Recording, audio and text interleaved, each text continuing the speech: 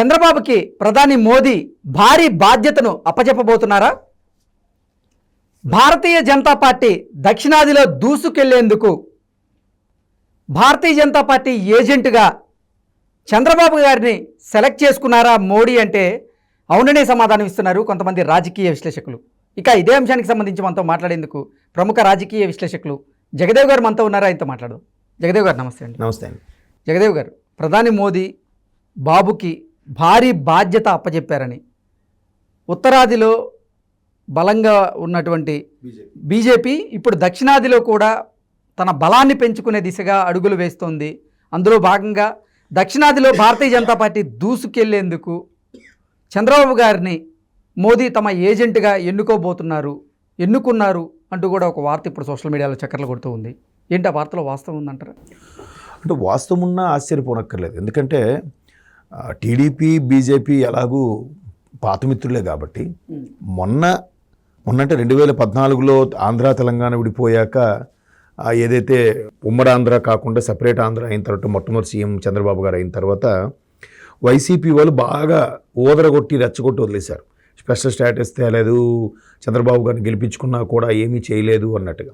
So ఈ అంశం మీద ఆయన చాలాసార్లు ఢిల్లీ వెళ్ళడం, మాట్లాడడం గట్రా జరిగింది. నిరాశగా వెనుదిరగడం, తర్వాత బాహాటంగానే వాళ్ళతో చర్చించి బయటకు వచ్చేయడం కూడా జరిగింది. ఆ పార్టీకి సంబంధించిన వ్యక్తులు కూడా కేంద్ర మంత్రులుగా ఉన్నవాళ్ళు వాళ్ళు కూడా రాజీనామాలు సమర్పించారు. అప్పుడు మన సుజనా గారు, తర్వాత సీఎం రమేష్ లాంటి వ్యక్తులు. సో ఎంతగా ఒకప్పుడు ఇంచుమించు వాజ్పేయి గారి హయాం నుంచి కూడా మిత్రులుగా కొనసాగిన వాళ్ళు ఒక్కసారిగా ఈ అంశం మీద బయటకు వచ్చేయడం చాలామంది రాజకీయ విశ్లేషకులకు కూడా ఇది మంచిది కాదేమో అనే అభిప్రాయానికి వచ్చారు. అది మనకు తర్వాత ఎన్నికల్లో చూపించింది కూడా. 2019లో ఏం జరిగిందో తెలియదు, వైసీపీ వచ్చేసింది. అంటే టీడీపీకి ఆ స్థాయిలో వ్యతిరేకత అయితే లేదు. టీడీపీ ప్రభుత్వం అయితే ఫామ్ చేయకపోవచ్చు, కానీ మరీ 23 స్థానాలకు వచ్చేంత వ్యతిరేకత అయితే లేదు. సంథింగ్ ఏదో జరిగింది, అది వేరే స్టోరీ. అయితే ఎప్పుడైతే ఎట్లా అయిందో మరలా ఇప్పుడు ఈ 5 ఏళ్ళలో చూశారో, భారతీయ జనతా పార్టీ కాంగ్రెస్కి ప్రత్యామ్నాయంగా ఉన్నది భారతదేశంలో. సో కాంగ్రెసు 29 రాష్ట్రాల్లో కూడా విస్తరించిందంటే దాని చరిత్ర వేరు. అది స్వతంత్ర పోరాటం ముందు నుంచి కూడా ఉండి అదే కాంగ్రెస్గా కంటిన్యూ అవుతూ అయింది కాబట్టి అది అన్ని రాష్ట్రాలకి విస్తరించగలిగింది. అన్ని రాష్ట్రాల్లో కూడా కాంగ్రెస్ అనేది ఉండగలిగింది. సో దానికి ప్రత్యామ్నాయంగా తయారైన బీజేపీ కూడా దానిలాగే అన్ని రాష్ట్రాలకి విస్తరించాలని ప్రయత్నం చేస్తున్నప్పటికీ సౌత్లోకి వచ్చేసరికి చాలా అడ్డంకులు, ఇబ్బందులు ఎదురవుతున్నాయి. సౌత్ మీరు అనుకుంటే గట్టిగా మాట్లాడితే యాక్చువల్గా మహారాష్ట్ర కూడా సౌతే అనాలి, దక్షిణ భారతదేశం అనాలి. కానీ చాలామంది ఉద్దేశం ఏంటంటే దక్షిణ భారతదేశం అంటే కేవలం ఈ 4 భాషలు మాట్లాడే వాళ్ళే, తెలుగు, తమిళ, కన్నడ, మలయాళం అని. కానీ మహారాష్ట్ర ఇవి కూడా యాక్చువల్గా మన కర్కాటక రేఖ కింద భాగం అంతా కూడా దక్షిణ భారతదేశం అవుతుంది కాబట్టి ఒరిస్సా, మధ్యప్రదేశ్లో కొంత భాగం కూడా కింద భాగంగా వస్తుంది. కానీ కేంద్ర దృష్టిలో అవన్నీ పట్టించుకోవట్లేదు. కేవలం ఈ 4 భాషలు, ద్రవిడ భాషల మీద కాన్సన్ట్రేట్ చేయాలని చేస్తున్నారు. అయితే వీటన్నిటిలో కూడా కర్ణాటకలో ఒక బాగానే ఎంటర్ అయ్యగలిగారు. కేరళలో కొన్ని రకాల వివాదాలను బాగా హైలైట్ చేసి ఎంటర్ అవ్వగలుగుతున్నారు. కానీ తెలుగు రాష్ట్రాలకు వచ్చేసరికి తెలంగాణలో ఓ మోస్తరుగా ఎంటర్ అయ్యారు. ఆంధ్ర, తమిళనాడులోకి ఎంటర్ అవ్వలేకపోతున్నారు. ఉంది, లేదని కాదు, భావజాలం ఉంది, ఆర్ఎస్ఎస్ భావజాలం ఉంది, విహెచ్పి భావజాలం ఉంది. కానీ బీజేపీ దగ్గరికి వచ్చేసరికి మాత్రం వాళ్ళు అంటే పూర్తి స్థాయిలో ఇన్ని సీట్లు గెలుచుకోగలిగాము, మాకు ఎంత ఓటింగ్ పర్సంటేజ్ ఉంది, బీజేపీ కూడా ఇక్కడ ఎంటర్ అవుతుంది అనేది మాత్రం క్వశ్చన్ మార్క్గా ఉండిపోతుంది. ఇక్కడ ప్రాంతీయ పార్టీల హవానే నడుస్తుంది ఎన్నేళ్ళైనా కూడా కదా. కాబట్టి ఇక్కడ ఇలాంటి విషయాల్లో ఖచ్చితంగా దూరదృష్టితో ఆలోచించి ఎలా చేస్తే ముందుకెళ్తామా అనుకునే భాగంగా ఖచ్చితంగా చంద్రబాబు నాయుడు లాంటి వ్యక్తులను ఎన్నుకుంటారు.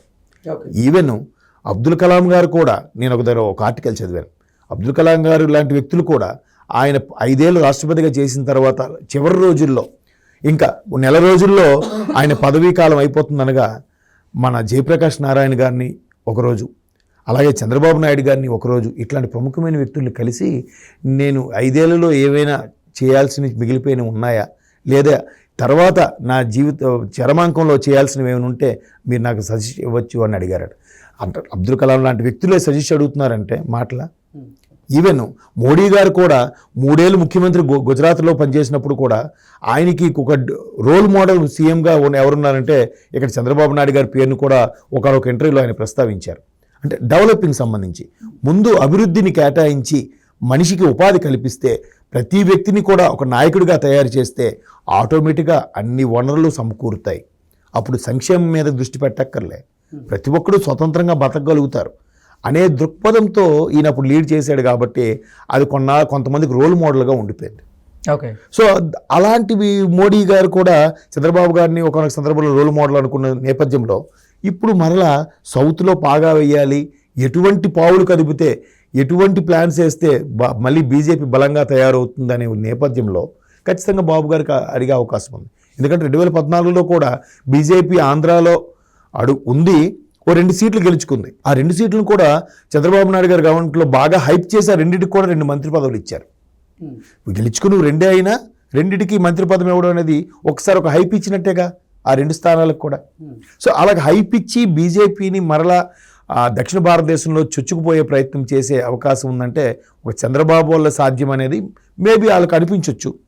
ఎలాగో పాత మిత్రులే కాబట్టి చంద్రబాబు నాయుడు గారికి ఆ ఛాన్స్ ఇచ్చే అవకాశాలు కూడా కనిపిస్తున్నాయి. చంద్రబాబు నాయుడు గారు కూడా చాలా వరకు ఇప్పుడు మన తెలంగాణ ఎన్నికల్లో కూడా ఆయన పోటీ చేయకపోయినా పరోక్షంగా ఏ పార్టీకి మద్దతు, ఆయన ఎలాంటి రాజకీయ వ్యూహాలు పడితే ఇక్కడ కాంగ్రెస్ వచ్చిందని కూడా చాలామంది విశ్లేషకులు చెప్తారు. అది ఎంతవరకు వాస్తవం తెలియదు, కానీ మేబీ రేవంత్ రెడ్డి గారు కూడా టీడీపీలో వ్యక్తే కాబట్టి పరోక్షంగా తెర వెనుక టీడీపీ మద్దతు ఉండబట్టే రేవంత్ రెడ్డి గారు కూడా గెలుచుకొచ్చారని కూడా కొంతమంది విశ్లేషకుల అభిప్రాయం. అంటే చంద్రబాబు గారు వ్యూహాలు ఈ విధంగా ఉంటాయి, ఈ స్థాయిలో ఉంటాయి అని కూడా చాలామంది చెప్తారు. కాబట్టి వాళ్ళు ఇంటెలిజెన్స్ సర్వేలో కూడా చేయించుకుంటారు. నెక్స్ట్ టీడీపీ జనసేన వస్తుంది కాబట్టి ఖచ్చితంగా బాబు గారితోనే సయోధ్య పెట్టుకుంటే మనం పార్టీ విస్తరించడానికి బాగుంటుంది, సౌత్లో పాగా వేయడానికి బాగుంటుంది. అండ్ మోరోవర్ చంద్రబాబు నాయుడు గారితో చుట్టుపక్కల రాష్ట్రాల అందరి ముఖ్యమంత్రులతో కూడా బాగానే ఉంది. కేసీఆర్ గారితో తప్ప, కేసీఆర్ గారు ఇప్పుడు ఎలాగా లేరు, రేవంత్ రెడ్డి గారు ఉన్నారు కాబట్టి రేవంత్ రెడ్డి గారితో మంచి సయోధ్య ఉంది. అటు స్టాలిన్ గారితో మంచి డీలింగ్స్ ఉన్నాయి. ఇక్కడ కర్ణాటక తీసుకుంటే కాంగ్రెస్ అయినా కానీ డీకే గారు, రాజ్ కుమార్ గారు వాళ్ళతో కూడా మంచి డీలింగ్స్ ఉన్నాయి కదా. సో అటుపక్క మహారాష్ట్రతో కూడా మంచి డీలింగ్సే ఉన్నాయి. సో ఇంతమంది డీలింగ్స్ ఉన్నాయి కాబట్టి ఈయనైతేనే కరెక్ట్ అని మేబీ చూసుకుని ఉండొచ్చు బహుశా. ఓకే, మరి ఆ బాధ్యతని ఫుల్ఫిల్ చేయగలరా? ఖచ్చితంగా చేస్తారు. ఎలక్షన్స్ అయిపోయిన తర్వాత మళ్ళీ అధికారంగా కూడా ప్రకటిస్తారు, మీరే చూస్తారు ఎన్డీఏలో భాగస్వామి అవుతున్నామని. ఆ భాగస్వామి అయినప్పుడు ఖచ్చితంగా ఎన్డీఏ కన్వీనర్ గానో దేనిగానో ఇచ్చేటప్పుడు ఖచ్చితంగా ఆ బాధ్యతని బయటికి అనౌన్స్ చేయకపోయినా పరోక్షంగా వ్యూహాలతో సెట్ చేస్తారని నేను అనుకుంటున్నాను. ఓకే, ఓకే జగదేవ్ గారు, thank you so much. Thank you. చంద్రబాబుకి ప్రధాని మోదీ భారీ బాధ్యతను అప్పచెప్పబోతున్నారా?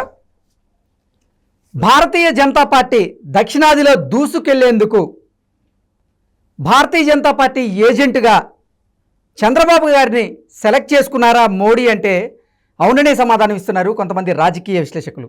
ఇక ఇదే అంశానికి సంబంధించి మనతో మాట్లాడేందుకు ప్రముఖ రాజకీయ విశ్లేషకులు జగదేవ్ గారు మనతో ఉన్నారా, ఆయనతో మాట్లాడదాం. జగదేవ్ గారు నమస్తే అండి. నమస్తే అండి. జగదేవ్ గారు, ప్రధాని మోదీ బాబుకి భారీ బాధ్యత అప్పచెప్పారని, ఉత్తరాదిలో బలంగా ఉన్నటువంటి బీజేపీ ఇప్పుడు దక్షిణాదిలో కూడా తన బలాన్ని పెంచుకునే దిశగా అడుగులు వేస్తోంది. అందులో భాగంగా దక్షిణాదిలో భారతీయ జనతా పార్టీ దూసుకెళ్లేందుకు చంద్రబాబు గారిని మోదీ తమ ఏజెంట్గా ఎన్నుకున్నారు అంటూ కూడా ఒక వార్త ఇప్పుడు సోషల్ మీడియాలో చక్కర్లు కొడుతూ ఉంది. ఏంటి ఆ వార్తలో వాస్తవం ఉందంటారా? అంటే వాస్తవం ఉన్నా ఆశ్చర్యపోనక్కర్లేదు. ఎందుకంటే టీడీపీ బీజేపీ ఎలాగూ పాతమిత్రులే కాబట్టి మొన్నంటే 2014లో ఆంధ్ర తెలంగాణ విడిపోయాక ఏదైతే ఉమ్మడి ఆంధ్ర కాకుండా సపరేట్ ఆంధ్ర అయిన తర్వాత మొట్టమొదటి సీఎం చంద్రబాబు గారు అయిన తర్వాత వైసీపీ వాళ్ళు బాగా ఓదరగొట్టి రెచ్చగొట్టి వదిలేశారు.